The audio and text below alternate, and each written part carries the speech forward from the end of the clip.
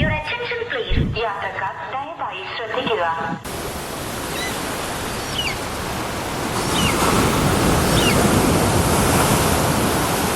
എന്താ പ്രശ്നം? ഈരീശ്വരം പുതുക്കൈ മുച്ചിലോട്ട് ഭഗവതി ക്ഷേത്രത്തിലെ പെരിങ്കാലത്തിന് പോകണ്ടേ? ഞാനുണ്ട്, ഒരു തമ്പരത്തിന് 2 തമ്പരട്ടുണ്ട്. നമുക്ക് എല്ലാവരും പോകണം, കൂട്ടിക്കൊടുത്ത് നമുക്ക് എല്ലാവരും വരും. നിങ്ങളും കൂടെ ഉണ്ടാവില്ലേ?